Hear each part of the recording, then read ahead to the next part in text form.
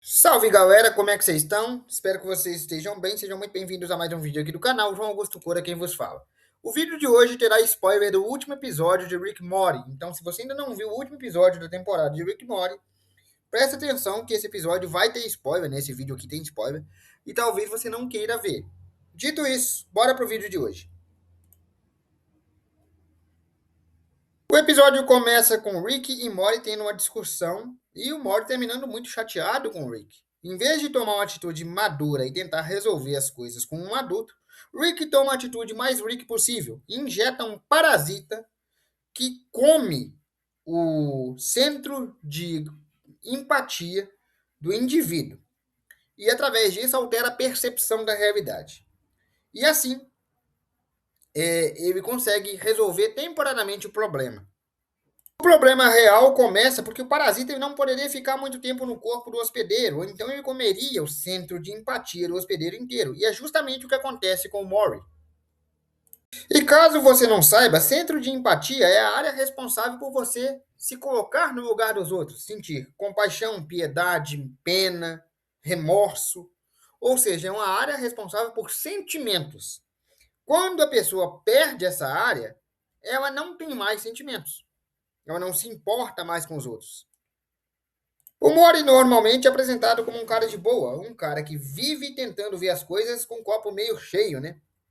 Um cara que vive preocupado com as consequências dos atos do seu avô e agindo como um freio do próprio Rick.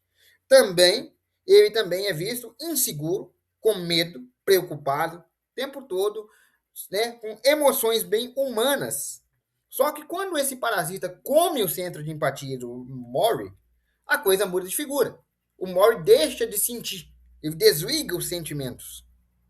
Depois de ter seu centro de empatia completamente devorado pelo tal parasita, o Mori age com formas completamente diferentes. Ele literalmente desvive vários alienígenas sem o menor remorso. E pior, ele dá um tiro no alienígena de forma que ele agonize de dor, não que tome um tiro e morra.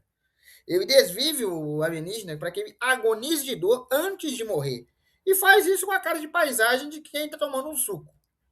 E isso faz com que a maioria das pessoas pense: nossa, ele ficou extremamente parecido com o Rick. Isso é verdade. Ele ficou extremamente parecido com o Rick.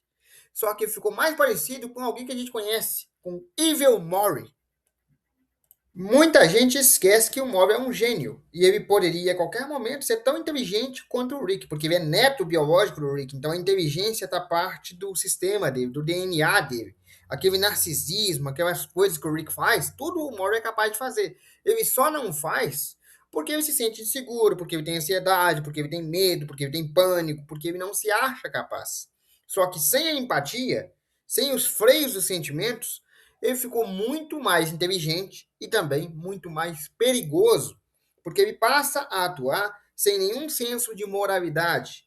E isso prova um ponto muito perigoso. O Evil Mori não é alguém fora da curva, ele não é um gênio, alguma coisa desse tipo. Ele é só um Mori que desligou os sentimentos. Ele é só um Mori que não tem empatia. Ele é só um Mori que não se importa com os outros. E quando ele não se importa, o gênio latente da genialidade passa a agir de forma superficial, ou seja, passa a ficar aparente. Só que sem o filtro da compaixão que a gente vê tanto no Mori.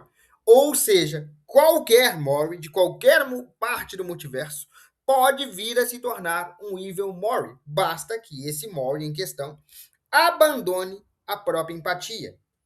Ou seja, o Mori, o Evil Mori, não é um Mori especial, não é um Mori genial, é só um Mori quebrado. É só um Mori que cansou de ser o saco de pancadas de um Rick e usou toda a sua inteligência e sagacidade com nenhum senso de moralidade ou empatia. Isso prova que qualquer Mori, inclusive o nosso Mori, o Mori que a gente acompanha, pode vir a se tornar o Evil Mori. Basta que ele perca o senso de empatia. E isso, meus amigos, é apavorante, porque prova por A mais B que qualquer Mori pode se tornar uma ameaça a nível multiversal. Qualquer Mori pode se tornar um vilão. Bom, galera, eu vou ficando por aqui. Espero que vocês tenham gostado. Um abraço, fique com Deus e até a próxima. Para quem percebeu que eu estou sem chapéu em algumas partes do vídeo e nas outras eu estou com chapéu, é simples. É a terceira tentativa que eu faço de gravar esse vídeo, só que meu aplicativo está dando erro. Então, eu tô regravando, regravando, regravando, e eu aproveitei algumas partes que ficaram salvas. Por isso que tem parte que eu tô sem chapéu e tem parte que eu tô de chapéu.